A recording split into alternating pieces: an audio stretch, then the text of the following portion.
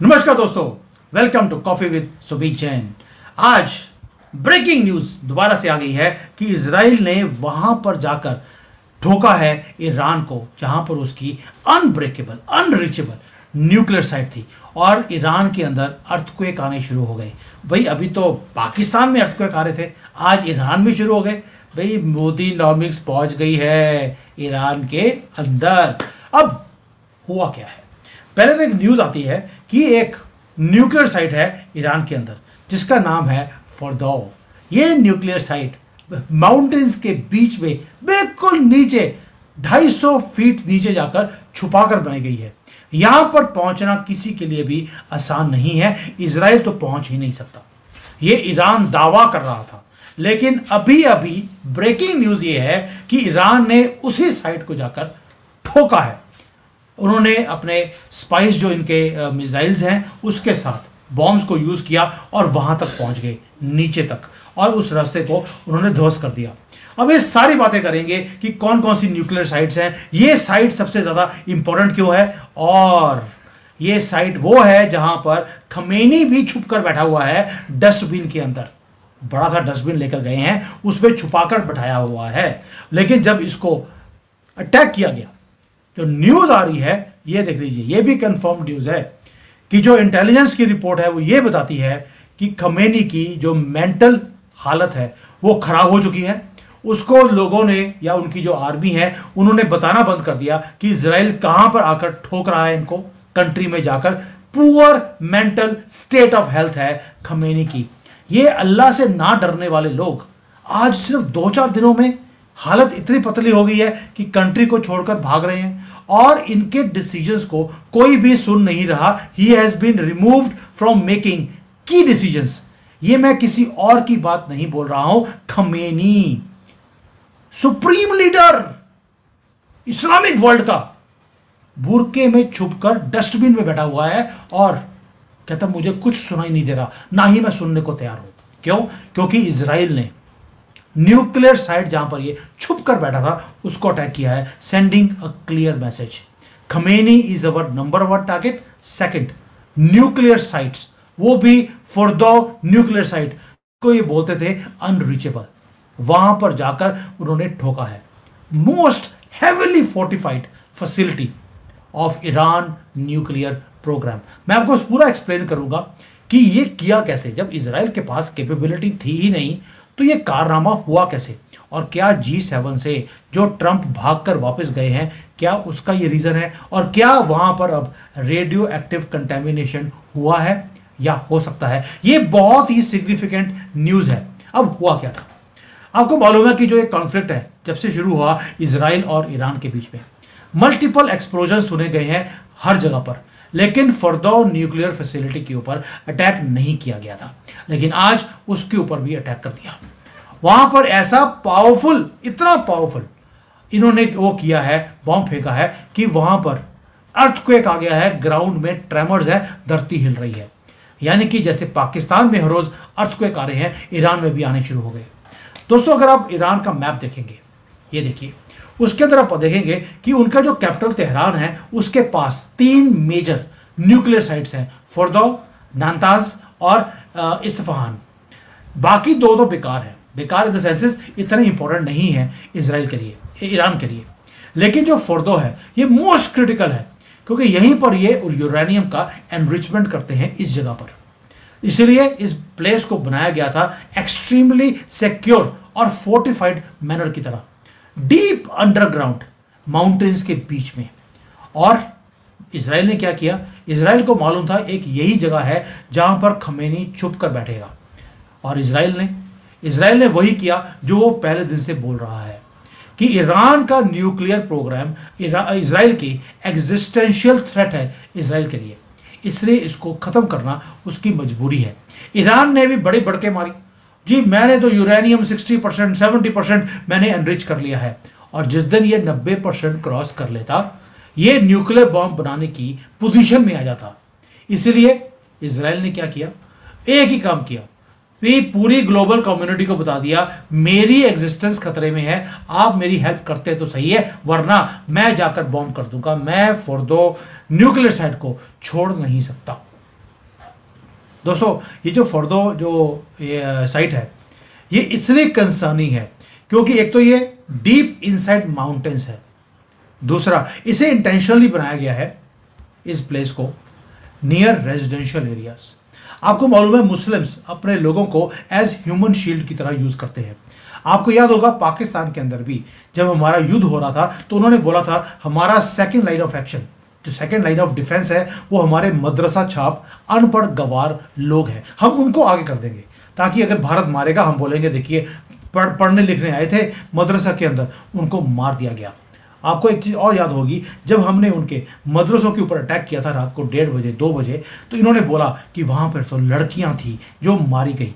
मुझे आज तक ये समझ नहीं आया कि रात को 1:30 बजे दिन में भी लड़कियों का जाना अलाउड नहीं होता, रात को 1:30 बजे लड़कियां मदरसे में और मस्जिद में वो कर क्या रही थी? इसका आंसर आज तक मुझे पाकिस्तानियों ने दिया नहीं है। अगर आपको पता हो तो मुझे प्लीज़ लिख देना, और अगर कोई बेशरम पाकिस्तानी यहाँ पर वीडियो देख रहा है तो प्लीज़ बता देना कि वहाँ पर आपकी लड़कियाँ और आपकी बहुएँ और आपकी बीवियाँ वहाँ पर क्या कर रही थी मदरसों में रात को 1:30 बजे और मस्जिद में। अब आते हैं ईरान और इजराइल।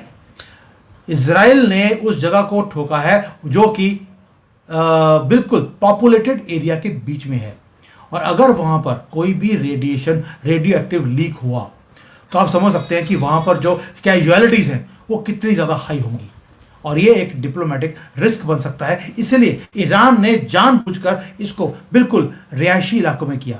पाकिस्तान के अंदर भी जितने भी इनके न्यूक्लियर साइट्स हैं वो लोगों के बीच में रखी हैं ताकि अगर कोई अटैक करेगा लोग मरेंगे तो ये रोना धोना करेंगे। ये कभी नहीं बोलते कि इतने मर्द मारेंगे, क्योंकि मर्द है ही नहीं इनके पास, सारे तो लेडीज ड्रेस डाली हुई हैं। इनको खुद को नहीं पता लगता कि लेडी कौन सी है और जेंट कौन सा है। चलिए वो तो दूसरी बात होगी। अब आते हैं अटैक, नेचर ऑफ अटैक क्या था। दोस्तों पहली बात है, ये जो रिपोर्ट्स आ रही हैं वो ये हैं कि इजराइल ने डीप पेनिट्रेटिंग जो बंकर बस्टिंग वाले बॉम्ब्स होते हैं उनको यूज किया है। ये वो है जो अंडरग्राउंड फैसिलिटी जितनी मर्जी नीचे हो वहां पर जाकर ठोक के आती है। 10-15 स्टोरी नीचे कोई फर्क नहीं पड़ता है, तो ये वहां तक पेनिट्रेट कर सकते हैं। और जब ये बॉम्ब पेनिट्रेट करता है उसके बाद ऐसा एक्सप्लोजन करता है कि वहां पे जो कुछ भी होगा सब कुछ तबाह कर देगा। इसीलिए अर्थक्वेक आ रहे हैं ईरान के अंदर। पाकिस्तान के बंद हुए नहीं, ईरान के शुरू हो गए। दोस्तों ये कोई नेचुरल अर्थक्वेक नहीं था, ये सेस्मिक जो सिग्नल्स हैं वो कंफर्म करते हैं कि इजराइल के अटैक के बाद ये वहां पर रिक्टर स्केल के ऊपर जो रीडिंग आई है वो वैसी ही है जैसे पाकिस्तान में अभी तक 35 दिन 40 दिन हो गए, अभी तक वहां पर अर्थक्वेक्स बंद नहीं हो रहे। वही काम अब ईरान में हो गया। दोस्तों आप सोच के देखिए कि ये वो फोर्ट है ईरान का जिसे ध्वस्त करने के लिए ईरान लग गया है। ये बिल्ड किया गया है 295 से लेकर 300 फीट धरती के नीचे। इजराइल के पास जो कैपेबिलिटी है वो सिर्फ 150 फीट तक जाने की है, 100 या 150 फीट तक वो नीचे जा सकते हैं। इसीलिए इसको 300 फीट नीचे बनाया गया है धरती से, वो भी माउंटेन्स के बीच में। ये जगह 100 किलोमीटर दूर है तेहरान से, और इसको बनाने में 10 साल लगे थे। ये दोबारा दिखाता हूँ, ये वो जगह है तेहरान के पास, और ये फैसिलिटी के फोटोज जो इजराइल ने जारी किए कि हमने इसको तबाह कर दिया। अब ये इंपॉर्टेंट क्यों है? क्योंकि इतना ज्यादा फोर्टिफाइड है ये कि मल्टीपल सिक्योरिटी पैरामीटर्स इसके ऊपर रखे हुए हैं। चेक पोस्ट हैं, गार्ड के टावर्स हैं, टनल एंट्रेंस के ऊपर भी इन्होंने बुरा एक रखा हुआ है, सिक्योरिटी रखी हुई है, एंट्रेंस के अब अंदर जा नहीं सकते। और इसको एयर डिफेंस सिस्टम रशिया से लेकर इन्होंने वहां पर रखा हुआ है, यानी कि मल्टी लेयर फेंसिंग है, मल्टी लेयर सिक्योरिटी है और ब्लास्ट रेजिस्टेंट स्ट्रक्चर है। तो भी इसको ब्लास्ट कर दिया, ब्लास्ट रेजिस्टेंस होते हुए भी। इसमें अमेरिका का वो बड़ा हाथ है, वो भी मैं आपको बाद में समझाऊंगा। खमेनी मैंने बता दिया आपको, खमेनी तो आज मेंटल हालत उसकी खराब हो चुकी है। दोस्तों ये कोर यूरेनियम एनरिचमेंट का चैम्बर है, वो सोच रहा है कि वो अभी भी सिक्योर है। जो इनका अंडरग्राउंड सपोर्ट स्ट्रक्चर है वो पूरा सिक्योर है। और ये डीपेस्ट लेवल के ऊपर जो सामान वहां पे है, वहां पर अगर इजराइल पहुंच रहा है, इसका मतलब है कि ये जो स्ट्रक्चर है अब थोड़ा सा अनस्टेबल होना शुरू हो गया। इसलिए जो अर्थक्वेक की जो रिक्टर स्केल पर चीजें आ रही है वो आपको बताती है। दूसरा, एक और चीज है, अभी तक रेडियो एक्टिव कंटेमिनेशन की कोई भी न्यूज नहीं आई है, क्योंकि अभी सिर्फ आधा घंटा पहले तो अटैक हुआ है। ये आगे जाके पता लगेगा कि क्या हो रहा है। दूसरा, मैसेज क्या दे रहा है इजराइल, ये बहुत इंपॉर्टेंट है। इसके ऊपर मैं अमेरिका को बताऊंगा अमेरिका ने हेल्प कैसे करी है। इजराइल ने सिग्नल दिए तो उनके पास कैपेबिलिटी, जो पहले आपको लगता था नहीं है, उनके पास वो कैपेबिलिटी आ चुकी है कि वो स्ट्राइक कर सकते हैं heavily fortified underground sites also. और दूसरा, वो डिटर्मिन्ड है कि उन्होंने ईरान की जो न्यूक्लियर वेपन प्रोग्राम है उसको ध्वस्त करना है। उनका जो अटैक है फोर्दो के ऊपर, ये अनटचेबल प्लेस थी, एक strong message to Iran, to the world कि हम स्ट्रेटेजिकली हिट भी कर सकते हैं, और ये सिंबॉलिक मैसेज भी है खमेनी को।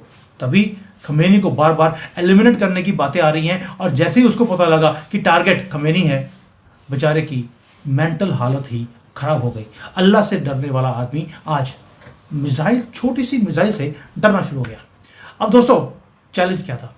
चैलेंज ये है कि फर्दो, आपको मालूम है कि एक तो बहुत ज़्यादा इंपॉर्टेंट जगह है, दूसरा वहाँ पर रीच करना मुश्किल था, और यहीं पर एंट्री होती है अमेरिका की। उसको ध्वस्त करने की जो कैपेबिलिटी है वो इजराइल के पास नहीं थी, वो अमेरिका के पास थी। क्योंकि अमेरिका के पास वो एक GBU-57 एक ऐसा बॉम्ब है जो पेनिट्रेट कर सकता है 300 फीट नीचे जाकर भी, और उसको भेजने के लिए अमेरिका के पास स्टेल्थ बॉम्बर भी है B-2। तभी ये जो न्यूज़ आई थी कि फर्दो के पास अगर इजराइल स्ट्राइक करना चाहता है, उसे यूएसए की सपोर्ट की जरूरत है, because only USA has this capability. और यूएसए ने वही काम किया लगता है कि इजराइल की हेल्प करी है। अभी तक इसकी न्यूज़ नहीं आई है कि किसने इसको हेल्प किया है इजराइल को। इजराइल के पास कैपेबिलिटी नहीं थी, उसके पास हार्डवेयर नहीं था, यानी कि फर्दो अब जो बिल्कुल इसको डिस्ट्रॉय किया गया है, अमेरिका का हाथ लगता है इसके अंदर, ये मेरा मानना है, अभी तक कंफर्म्ड नहीं है। अब आते दोस्तों कि आगे होगा क्या। आगे एक ही चीज होगी, ईरान को एक मैसेज देना था, वो दे दिया गया है। ईरान ने भी अब बोलना शुरू कर दिया कि हम न्यूक्लियर प्रोग्राम हम नहीं चाहते, हमने कभी कहा ही नहीं था कि हमें न्यूक्लियर बॉम्ब चाहिए। यानी कि ये एकदम से घुटने टेकने पे आ गया है ईरान। खमेनी की हालत खराब है और ईरान सरेंडर कर चुका है ऑलरेडी। तेहरान को खाली करने की ऑलरेडी मुहिम शुरू हो गई है कि पूरे तेहरान को खाली कर दीजिए, और दुनिया वॉच कर रही है, बिकॉज फर्दो साइट अगर इसके ऊपर सीरियस अटैक ऑलरेडी इजराइल कर चुका है, कंटेमिनेशन होने के कगार के ऊपर है, यानी कि एक रीजनल ग्लोबल एस्केलेशन होती हुई आपको दिखाई देगी इस एरिया में। इसलिए बोल रहा हूँ, इजराइल से पंगा थोड़ा देख के लिया करो। भारत से पंगा लिया था, वो भी मैं बोल रहा था पहले कि भारत से पंगा आपको महंगा पड़ेगा, और इजराइल से जो पंगा है वो तो उससे भी ज़्यादा आपको महंगा पड़ेगा। और उसने आपको दिखा दिया कि वो क्या कुछ कर सकता है। फर्दो जो न्यूक्लियर साइट है बम्बार्ड हो गई है, अर्थक्वेक्स ट्रिगर होने शुरू हो गए हैं, यानी कि अगर एक हुआ है, ये अब बार बार चेन रिएक्शन है। वहाँ पर ऑलरेडी मिसाइल्स थी बहुत सारी रखी हुई, वहाँ पर न्यूक्लियर बॉम्ब्स, इजराइल ने बोला है इनके पास एटलीस्ट 2 न्यूक्लियर बॉम्ब थे उस एरिया में, उन दोनों को स्ट्राइक कर दिया गया है। यानी कि अगर 2 बॉम्ब फटेंगे, एटलीस्ट 2, 4, 5 तो आपको अर्थक्वेक्स इजराइल में, ईरान में दिखेंगे ही दिखेंगे। अब बाकी के न्यूक्लियर साइट्स बच सकते हैं, ये आप सोच के बता दीजिए। अगर फर्लो नहीं छोड़ा तो बाकी जो है उनका क्या हाल होगा वो आप समझ सकते हैं। ये बाकी के 2 जिसको मैंने बोला था इररेलीवेंट है, इररेलीवेंट इसलिए है क्योंकि वो तो धरती के ऊपर है, ये तो धरती के 300 फीट नीचे था, तो भी छोड़ा नहीं इजराइल ने। This is such a big news and this is going to change the dynamics of this war. Thank you, Jai Hind, Vande Mataram.